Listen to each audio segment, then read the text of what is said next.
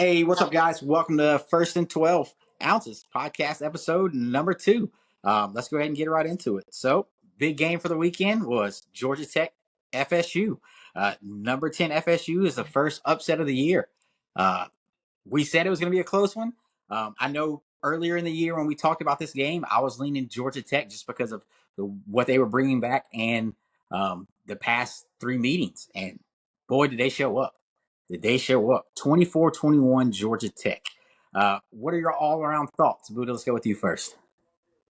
I think one thing I didn't expect, and I think maybe we probably got a little too high on Florida State, they got bullied. Georgia Tech showed up, punched them in the mouth all day. They were the more physical team. Florida State didn't lose this game. That's number one in my head. Georgia Tech beat them. Georgia Tech was just better than them on almost every level, including line of scrimmage, which blew my mind, and especially at the quarterback position, I thought. Well, also, I think what's his name, Key, the head coach for Georgia Tech. I think he had Norvell kind of in a blender. Absolutely. The first 2 series of that game were like super fast, super speedy football. And then it was like, all right, there's your first scripts that you got out that you wanted to play. Now let's play football. And on paper, it looked like Georgia Tech was more ready. How'd you feel about it, Bo? As I kind of covered maybe in the live that we discussed for those that were in and those that weren't, I was real big on Haynes King, Georgia Tech's mobile quarterback. Kind of tore him up at all levels, kind of like Buddha had just discussed. I think he finished with, 50, 60 rushing yards in that game on top of, I believe he threw for about 180, close to 200, if I remember right. So I mean, on top of him tearing them up, like Buddha said, I mean their defense even showed up and just bullied the absolute tar out of them. Even the I don't know if y'all saw the clip of the linebacker that they had posted, but I think he's like a sophomore now, but he led the team in tackles last year, and he looked phenomenal out there. Yes, yeah, Pat guy. Yeah, I that can't guy, remember the dude. kid's name, but yes. I can't even, but that guy. Yes, dude. And I agree with all of y'all. And then I mean we'll get into our new segment that we're going to add, and we can kind of throw it out there as each week goes on and each take goes on. We'll throw it out there, and it'll be just our when we want to feel like calling it, we'll call it. And I'll give my bad read of the week. Sorry, Buddha, but it's got to go to you, brother. DJU as a top ACC quarterback. He did not look good at all. The first half, he was 12 of 14 with -1 or -0.1 air per attempt in his passing. It blew me away. I think a lot of it's this. I don't think he's that bad. I think he's just a lot worse than a lot of people thought he was, including me. I think he is what he is. I think he is a game manager on his best day. I mean, his final stat line was 19 for 27, 193. I did think his last drive of the game, that fourth quarter drive, I think he looked okay there. I thought what stood out, though, is I thought he was good. I'll tell you who didn't think he was good. The Florida State coaching staff. They didn't even let him try stuff. I mean, they were terrified that he was going to hurt him. So, yeah, I mean, I was dead wrong on that. I also said I thought Hayes King was going to be pretty good, though. He's now elevated into where I actually think he's got a chance to make Georgia Tech good this year, to be a sneaky contender type group. Absolutely. And I think the way that they used him was for Georgia Tech worked perfectly. He was outside of the pocket for throws. He ran the ball a lot whenever they needed to in short down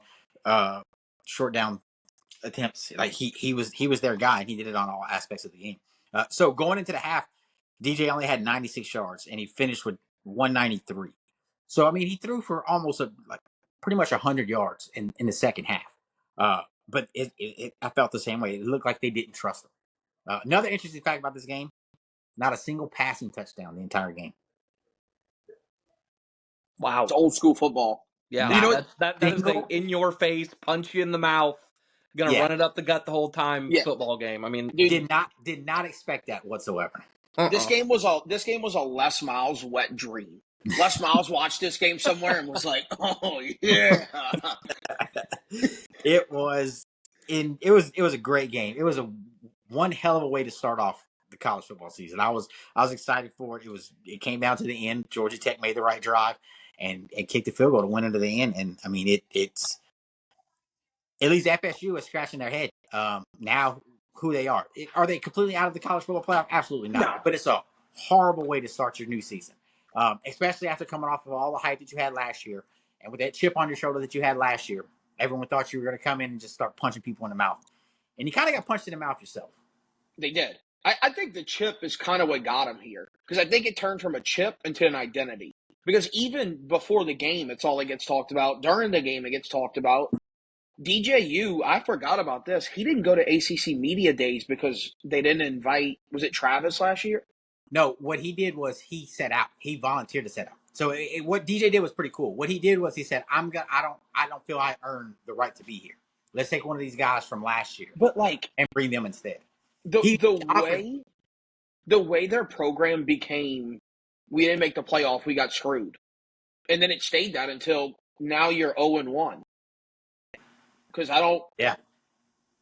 it seems like that's the only thing you care about. Yep. And you can't look at last year anymore. Like we said last week on the podcast. Last year was last year. It's time to move forward. And it, like you said, it kind of seemed like that they weren't moving forward, and I think it cost them in this game. It really did. I Like, agree. Georgia Tech was a much more physical team on both sides of the ball, and when it came down to them making plays when they needed to in the fourth quarter, they did, and they won the game. Hell of a game, though. Hell of a game. I enjoyed every minute of it. I'd say every game this past Saturday, good all around. So I was Yeah, very impressed. Like absolutely. not opening week, but week 0, yeah, it definitely did not disappoint. The other game we'll touch on, the New Mexico game. New Mexico and your boy, Montana State. Yep. Montana. I said it. You text me, and all I said was New Mexico, question mark. And then I kind of stopped tuning out and started watching some other games and everything else. And then you text me, and I was like, they came back and won, and you were like, absolutely. I was like, wow. Yeah. Wow. Yeah, which I was gonna say, are we gonna cover on that game any or Yeah, we can touch on it a bit. I okay. didn't get too deep into it. I think I watched the first half a good bit. I watched That's what I did. Mexico State's Mhm. had that he had that keeper that he ran around. How Yeah. could Yeah, Montana State's quarterbacks, and so this is coming like second source to me, of course. I have a buddy of mine that lives up there, so he kind of touched on the team a lot more last year. So Tommy is actually stepping into that starting quarterback role like solely. So they had a senior last year who was a starter that was in for all their passing plays and everything. Tommy was kind of a read guy, so they throw him out there for their option plays because kid has wheels. Now, granted, you couldn't tell that when he fumbled the ball twice and got it returned for sixes each time, but nonetheless, he ended up willing them back and winning them the game. It was 35-30, I think, final Yeah. score after being down by 14 going late into the third. Yeah. So Crazy game. yeah, exactly. So And then yeah, I'm definitely going to be watching them a little bit more this year. oh, absolutely. And then the other big game that I was kind of big on before we even recorded our podcast last week was SMU. I was trying to sell Booda on it, and Booda was like, I'm not taking that bait. I'm not taking that bait. And honestly, for the first 4 quarters, pretty much, everything he was saying was right. SMU didn't look like they were a good football team, and in the last 18 minutes, they scored 16 points to win the game. They scored a touchdown. They forced a safety. Then they scored another touchdown to win. And I was just like, what just happened? Stone just showed up. He said, all right, now I'm going to start throwing the ball and I'm going to start showing out. And boy, did he. He lit it up and they won the game. What's scary about this game, what was scary about watching SMU is guess who goes to Dallas to play SMU? Florida State. If that doesn't scream trap game later on in the season, I don't know what does. I mean, Florida State's going to get there first, right? Yeah. Yeah, for real. They got to get there first.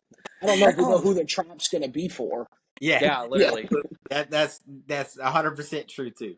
100% true too. Let's get into this week and what we got coming up. Well, before we get into that, Texas with a big signee over the weekend in Jonah Williams, 5-star safety out of Texas, out of Galveston. and he's a dual player. He's a Big baseball time player, baseball big prospect. time baseball player, big time football player.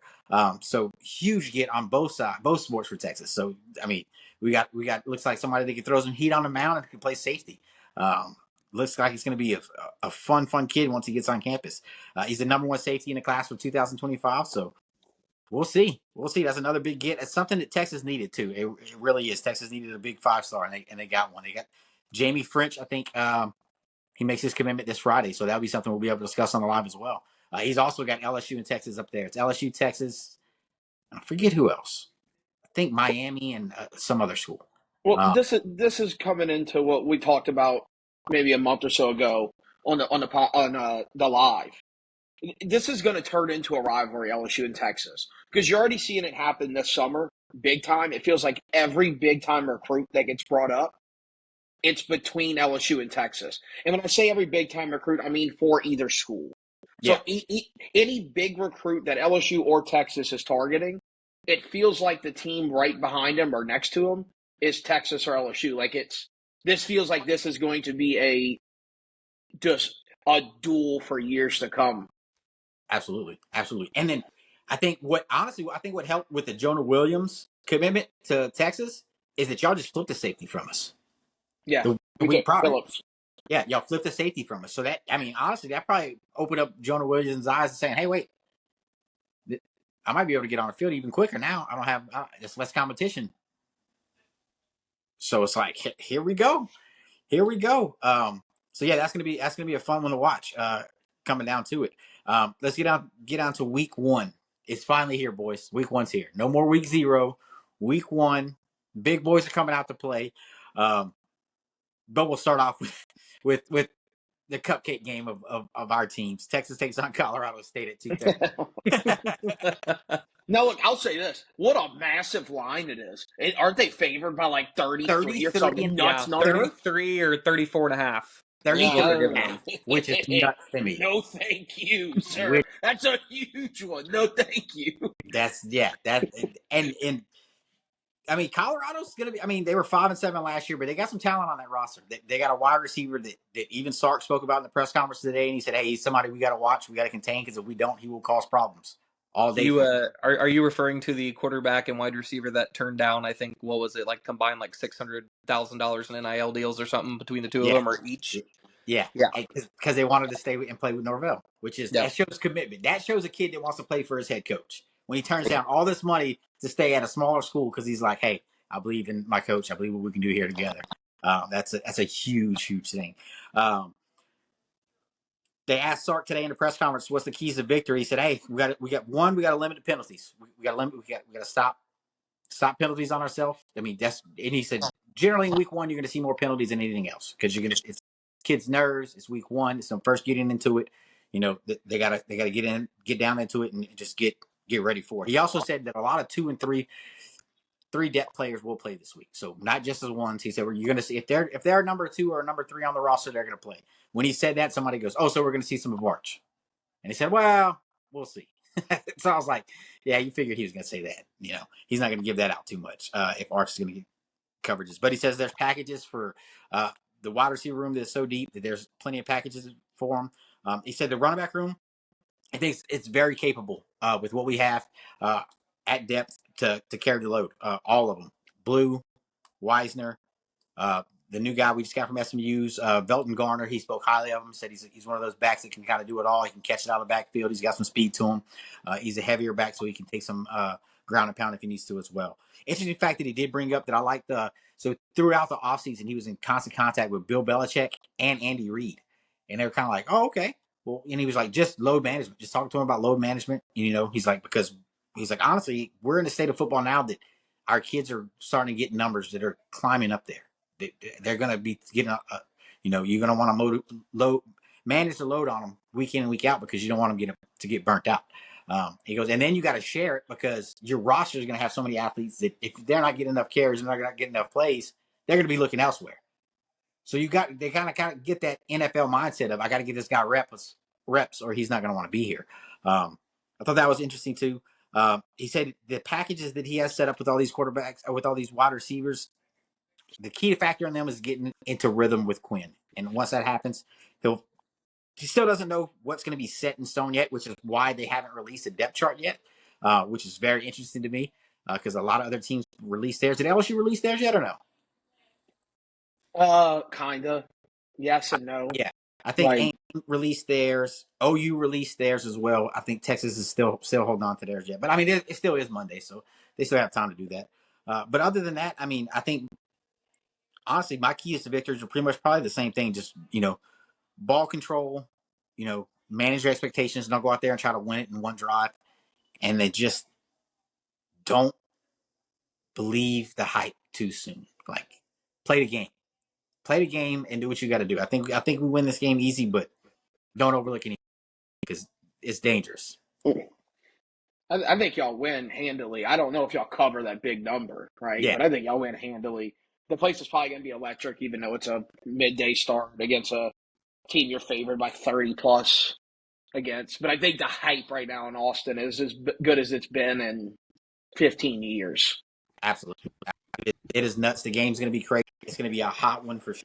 2:30 kickoff. It's going to be Texas Heat like no tomorrow. But then let's get into the next game out of our three, which is going to be at 6:30 Saturday night. It's the primetime game. It's going to be Notre Dame taking on number 7 Notre Dame taking on number 20 A&M. This looks like it's going to be a good one in College Station. I kind of don't know what to expect on both sides of the ball. I'm not sure who's going to step up and who's going to make the plays that they need to make, and I don't know who's going to kind of just back up their rank. I don't know if it's going to be A&M or if it's going to be Notre Dame. Like who's going to stand out more in the end when it counts to get the win. I'm not sure. What do you say, Bo? So I guess from and this is literally just from watching Riley play against Notre Dame last year. Kid's gritty. I mean, he'll do whatever he can to get the win. Shoot.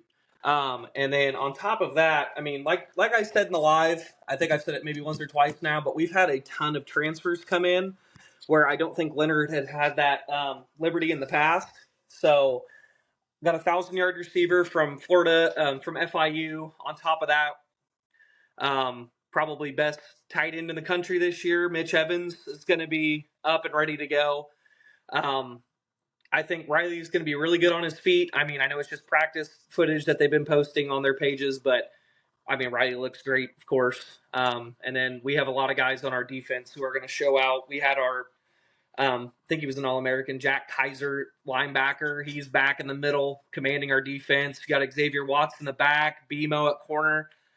I think Notre Dame could suit up for a big year, or they're going to do what they normally do and win 8 or 9 games, and then we'll call it as is. But as for this Saturday, they've got Notre Dame as underdogs at +2.5. So they do think it's going to be a close game. I think they're just looking at Riley Leonard being fresh, obviously in this offense, and just maybe not having too much faith in him quite yet. But I really see Mitch stepping up huge. And then I'm kind of curious to see what our wide receivers can do too. One thing I am scared of, though, is how our O-line is going to show up. So obviously we just got rid of Joe, lost him in the draft, and then we just had our previous starter just get hurt. And we're filling that in with a true freshman at left tackle. So going to see how that pans out. Like I said, it really just kind of, I think it's going to come down to how well our O-line measures up to A&M's defense. And then you also have to look at then how our defense is going to go against A&M, which I don't think is going to be that big of an issue. Gotcha. Especially with A&M missing their star running back, I think that's a big key factor as well. And I mean, hey, and then Elko's taking on his old QB. Like that's Yes. good too, because he knows how. That's a slight advantage A&M because he knows how he plays, he knows his tendencies, and he's gonna be able to. And he's the defensive coach, so that's a big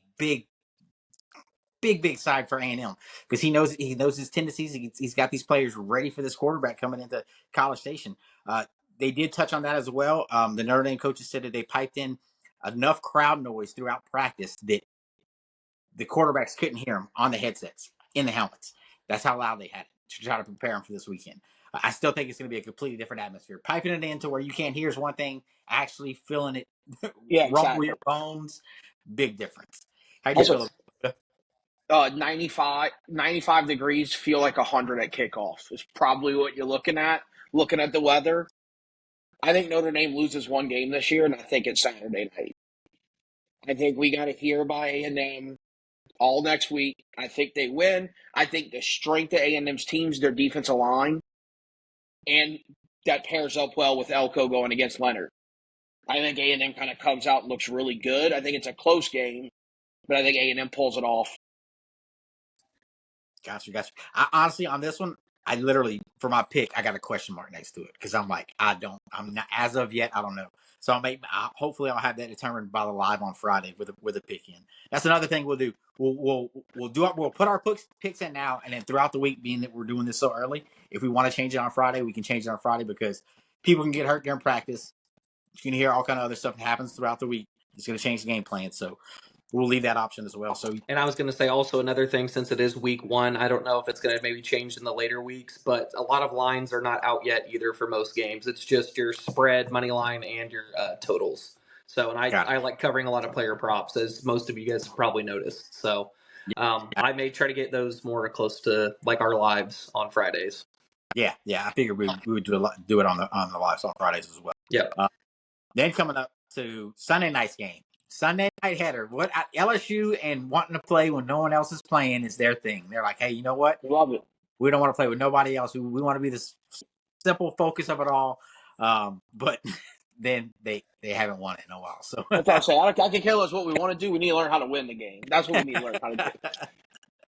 But we got number 23 USC taking on number 13 LSU. 6:30 kickoff on a Sunday night. Booda, this is your boys. Let us know what's gonna happen. I feel really good about LSU. I mean, I think at the end of the day, you look at these two teams, and they are eerily similar on paper. So you're replacing the past two Heisman winners with quarterbacks that are kind of gunslingers, exciting type guys. Both teams are going to have good weapons on the outside. The defense were both atrocious last year. You bring in some exciting guys that get good play and they're proven.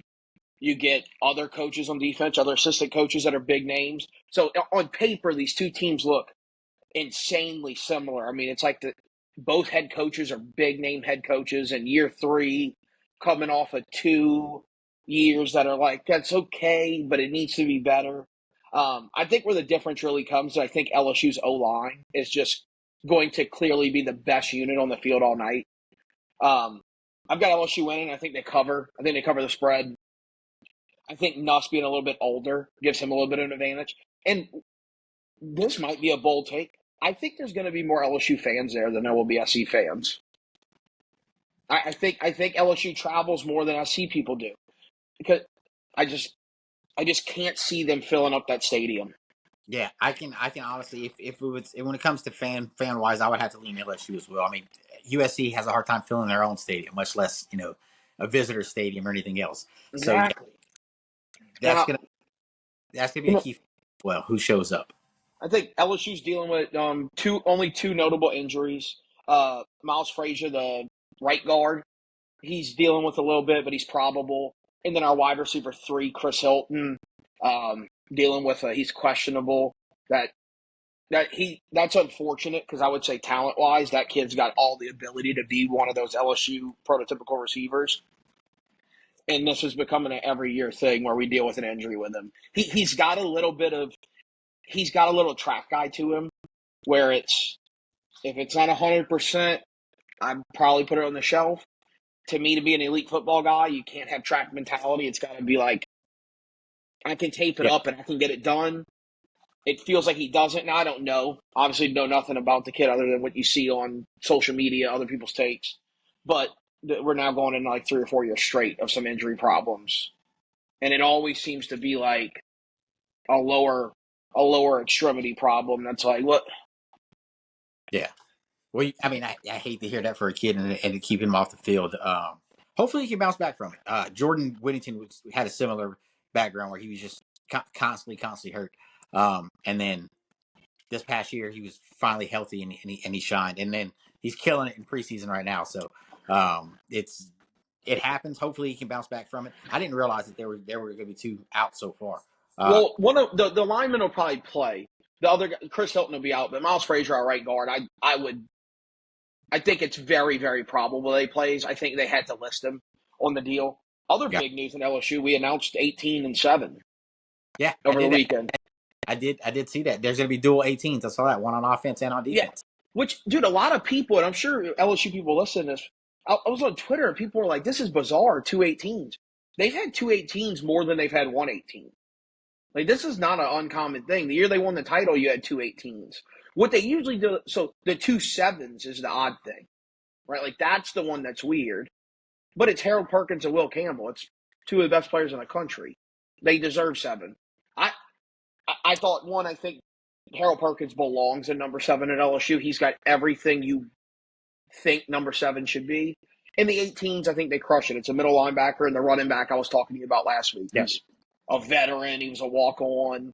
Like he's done everything right. yeah, He's the most trustworthy guy on that offense, arguably. Like I think they yeah, crushed him. I think he knocked it out of the park. yeah. I did list it. I did show the video on our IG. I'm not sure if you even saw it yet or not, but yeah, I did. Probably did. Yeah, I did notice it that they picked the 18s. I knew the 7. I think you told me the 7 before they even announced it. I think you knew it ahead of time. I had a really good idea where it should Yeah, have went. yeah. I'm pretty sure you said it over the summer that it was going to go to Perkins, and I agree with you because I think 7 is a defensive number for you guys. I I didn't really agree. I didn't like the offensive guys wearing it because I mean to me it was Pat P, Matthews, and then everyone else kind of followed. The only Um, thing that goes to offense is Fournette wore it. yeah, that one. And I like Will Campbell wearing it. So our left tackle wears 7. He just can't wear it due to rules, but he wears a patch. He wears the 7 patch. Okay, I didn't know So that's so awesome. Will Campbell's number 7. He just can't wear it for the rules. So Yeah, you'll see it Sunday night. He's got a patch. got it. Okay.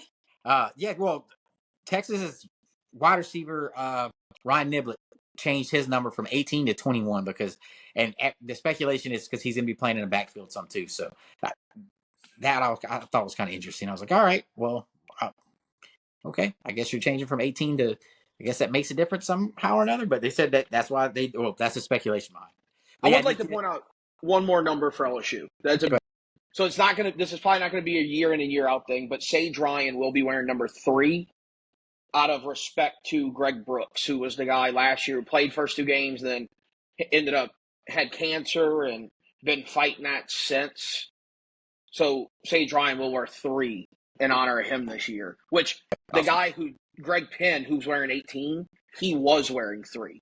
So he had 3, and then they were like, "Well, you're getting 18, so now Sage Ryan's going to wear it." Okay, Who's a that's safety for us? yeah, that's awesome. I love when schools do tradition numbers like that. So Texas is one of Texas's biggest and oldest tradition numbers that they've done was every once in a while when there's an outstanding linebacker, he'll wear 60 for I like that. for oh my goodness, I'm gonna draw a blank on Tommy Novus. Tommy Novus was number 60 for Texas all-star linebacker. And then it kind of carried on. If you're a big time linebacker for the University of Texas, maybe not be your number all year, but one game you'll wear 60. And some of them would wear it with a blank name plate in honor of them. They're like, don't put my name on the jersey. I just want 60. And then Kenny Vaccaro did it for Fonzie Whitaker. Fonzie Whitaker got hurt his senior year. The last year we played A&M, Kenny Rock number 2 with a blank nameplate because he's like, hey, he was our senior leader. We lost him. I'm representing him and him alone. And Ward number 2, flat flat back plate. I was like, dude, I love that. I love that. So we'll see if any of that happens this year. I think if anybody does do it, it'll probably be Anthony Hill with 60 if he puts his numbers up right. Getting into my picks of Notre Dame, USC LSU. I think it's gonna be a shootout. I honestly do. I think it's going to end up being a shootout, and it's going to end in 45-42. And as of right now, I'm leaning SC. I think late in the game, I think LSU goes down to go up, and then I think Miller Moss makes a couple good plays to put them in field goal range, and they still it at the end. And it's going to be another heartbreaker. Um, that's just the way I'm sitting now. The more and more I look into it, before we got on, whenever you texted me and said, "Hey, send the leak," I was literally looking at stuff about SC's defense and everything else too, and I was just kind of scratching my head, going, I'm not too sure about this one. I'm not really too sure about it because Yeah, they're there's identical. They're identical on yeah, paper. exactly. It's It's like like the defensive backfields, the line. I'm like, oh man, it's just it's so hard. It's a toss up. So as of now, I'm gonna lean SC by 3 for now. Subject to change. Very subject to change before the end of the week. Um, just because the more and more I dig into it, the more you said it's like it's tit for tat paper wise. I think the major thing that stands out is what you said, the offensive line. The offensive line and the fact that Miller Moss is what, a sophomore? I don't know. This is only his second year playing. Yes. Yep. And no, been in the program for a couple of years now, and he knows the program, and he has the second, or arguably the number one offensive line in front of him. So like we've said both of us said all year, if he starts to have a bad game, Kelly's gonna be like, "Hey, do this, cut and exist from you taking the ball from the center and giving it to our running back, and let's see what happens then." So it's a toss up. It's up there for me. How you sitting, Bo? Well, I mean, just from watching Brian Kelly in that offense last year, obviously every single game they played, they probably covered their team total. Probably. I mean, that's just me guessing, obviously, but um, I kind of want to see LSU in the streak. I think I may take LSU this one. I think it's going to be a close game, like you guys have said. It could even be maybe like the SMU game where it's like they score huge in the second half and then wrap it up with a little bow on top, hit like a field goal or something to seal it. But I think both quarterbacks are going to have huge stat lines this game, which that's why I'm looking at both Nuss and Moody both or Miller Moss, sorry. I'm looking at both of them this week. Probably on their yard props, just depending what it is. I've kind of got a number in my head, and if it's somewhere around there, I may take that and anything plus money up above that. Also looking for a huge game from Branch for USC. Here's my question for you, Buddha. This is I literally wrote it down. It was like it says next to my notes. It says "Ask Buddha." Who is y'all's big corner on y'all's team? Was our biggest or Like best? height wise, height. I'm talking about height wise. You're probably looking at. You might have got me here. The reason I asked that is because SC's got a 6'2" monster that just transferred in there, in Kyle Ford I, from I UCLA. So I'm like if it comes to that up down, down to a throw it up ball, he's got a weapon. I And want to Kyle say Ford is a awesome weapon. He was phenomenal at UCLA, and now he's at USC. I'm like, dude, that's a big boy. let's see here. I'm just confirming this. I think it's Zy Alexander, but he's coming off an injury. He's supposed to play, but And then they also have the young freshman Deuce Robinson. He had 351 yards last year and 2 touchdowns, but he was a yeah, third down receiver and he was a true freshman. So he should be a weapon for Miller Moss as well. yeah, it's Zy Alexander. He's 6'2", 195. Okay, He's a so big guy. yeah, that'll probably be the matchup that you see more than anything else is those two. But when I saw that, I was like, dude, Kyle Ford's such a big boy. Like that might be an issue. Might be an issue. But we'll see. It looks like it's gonna be a good matchup. I think y'all's both teams matchups. Notre Dame's matchup with A&M is going to be a good one, and I think SC LSU is going to be a damn good one as well. Looking forward to both of them. Let's touch on some of the other ones that's going on this weekend. I mean, there's probably the biggest one of the weekend outside of the ones that we are invested to is Georgia and Clemson.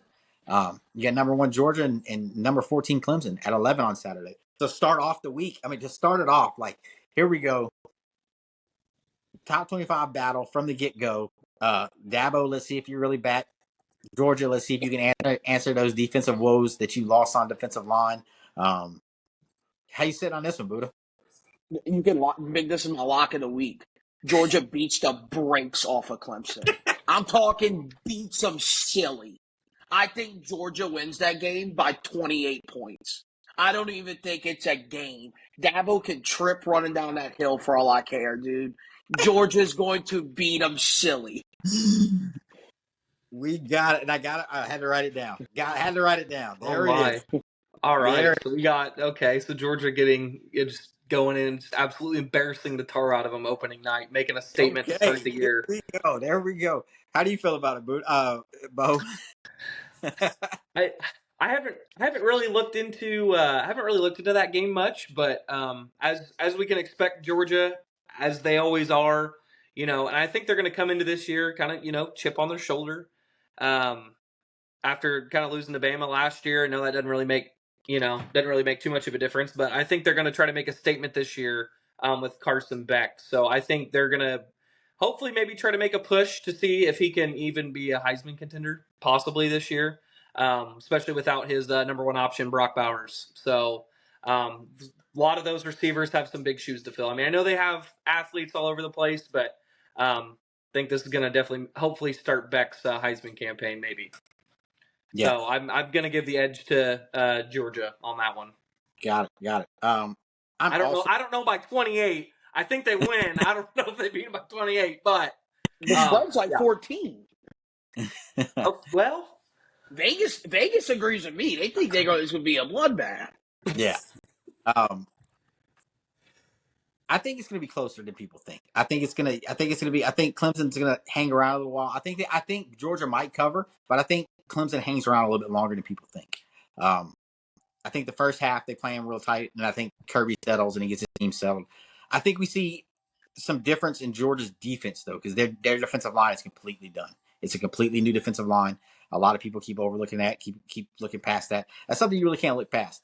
The good thing about them playing Clemson though is Clemson doesn't really have a running backfield whatsoever. I think Shipley's still their running back there, and he really hasn't had anything big highlight wise to show me. Um, I think it may hurt him. I think it may give Cade a little more time to throw because they don't have that dominant defensive line that we're used to seeing at Georgia. But we'll see. I think it'll be close, but I think Georgia does cover. But I don't think it's a complete blowout like Buddha said. Buddha's like, no, Dabo's done. Dabo's it. Um, I think they hang around a little bit and then Georgia puts them away. The other game I'm tuning into just kind of watch because I think it's going to be a more interesting game than people are putting into is Penn State. I think Penn State's going to have their hands full with West Virginia. Um, can't really overlook the Mountaineers. Hell, I'm pretty sure they had a winning record against Texas the entire time they joined the Big 12, which it was still in a bunch of late games for us. But West Virginia's a team you can't really sleep on because sometimes they'll come out and slap you in the mouth, and you're like, wait, who are these guys? I think that game's going to be closer than people think. I'm not sure if y'all looking at that too much or not, but Penn State, West Virginia is also at 11.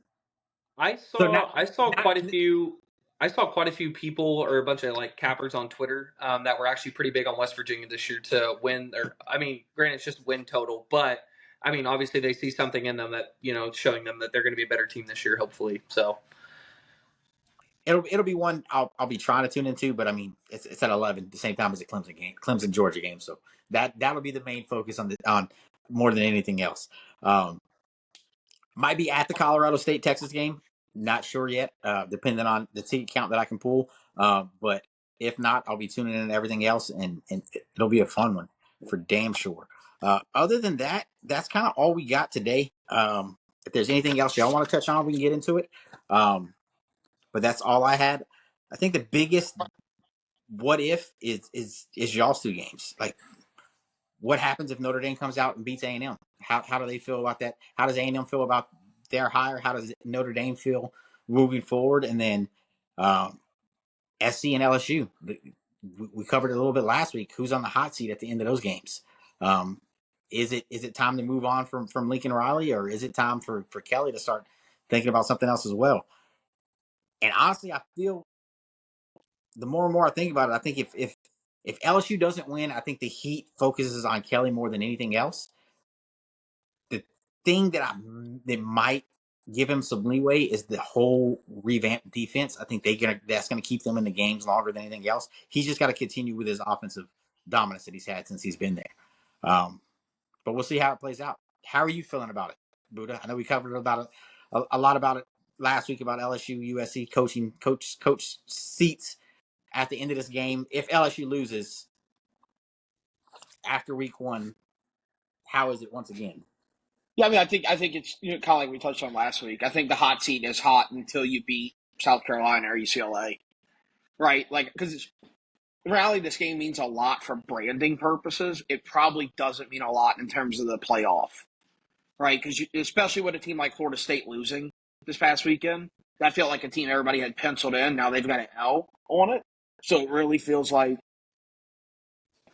it's more of a branding game. Like now, if LSU loses or USC loses, both fan bases are going to be going, this isn't the guy, not only about Kelly or Riley, it'll be about Moss and Nussmeier too. Going, these guys, they're not cut out to be it. But I don't think it's going to be as big of a deal as it'll feel like on Monday. I'll put it that way. Got you. Who is behind Nuss? by the way? I don't even know. Ricky Collins, who's a 4-star prospect. He's pretty good. LSU's kind of sitting in a weird. They got Underwood, the number 1 overall Yeah, player in the country, coming in. So it feels like it'll be nuts for 2 years, and then you'll never see the current backup really be the starter. Would be my guesstimate. gotcha. I didn't know Nuss had another year after this one. Yeah, and more than likely he'll end up taking, unless he has a great year this year. But that's kind of the consensus thought, around Baton Rouge is that you got Nuss for 2 years. Got it. Um, what are your thoughts? And then we'll go to Bo too as well. With the winner and the loser of the Notre Dame Alabama A&M Notre Dame game.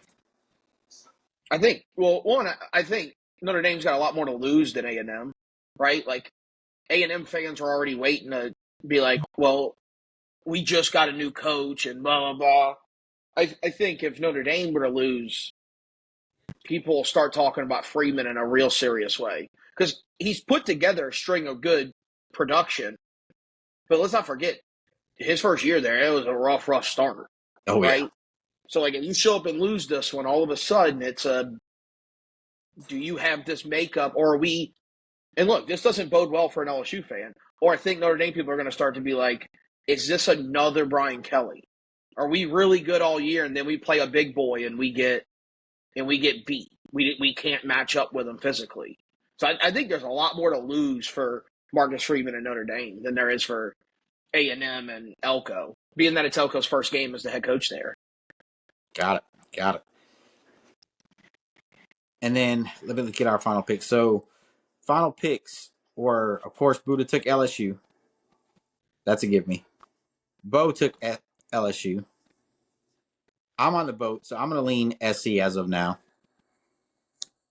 Notre Dame game, Bo is going Notre Dame. I'm also leaning Notre Dame just because I don't think the Aggies are ready yet. I just don't think they are. How are you feel? You leaned A&M, didn't you? I'm going A&M. I sense a little SEC pride on that one though. No, I think there's also part of it too, where like somebody's got to have a good bad read next week. Yeah, I see what you're saying. And then all of us lean Texas, which is kind of a give me because it's kind of a cupcake. So week 2 will be the interesting one when it comes to the Texas picks. Yeah. Yeah. Other than that, I mean, that's pretty much all the top 25 we're going to cover today. We'll probably cover some more Friday on our takes.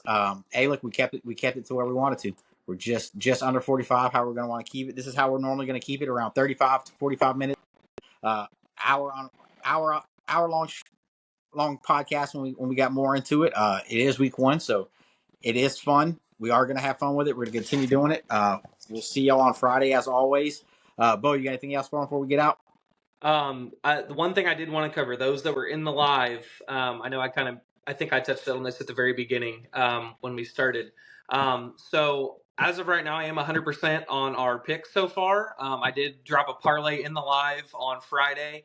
I took Haynes King for 25 rush yards, and then I took Tommy Mellett for 2 passing touchdowns. Plus 189 odds there, as well as I also told you guys if you wanted to, you could take Mellett for 2 passing touchdowns straight, which obviously cashed as well. And then I'm kind of trying to fine tune some of my bets as well, looking at some decent straights for obviously the upcoming season because I definitely want to win us some money. So as of right now, 100% 3 for 3 on picks I shared with y'all, and then I had 3 picks aside that I had decided on like late. So yeah, so far I think we are 5 for 5 on our picks, and that included a nice little parlay for you. So we'll keep update on that. And honestly, what we may do as well is the picks we give out in the podcasts, I may just make a parlay and then we'll run that every week too. So like some of the more major games, like whoever Booda, Pete, and I all pick, or we can decide on some games and then we can make a parlay out of it too. So we can do like a group parlay and then whatever picks I have for the week. May start incorporating that. So sounds good, brother. Buddha, what you got for him? Nothing. Go Tigers. All right, guys. Thanks for tuning in as always. If you haven't, subscribe. We're going to keep this thing rolling, and we'll see y'all on Friday for the live. Y'all have a good one. Hook 'em.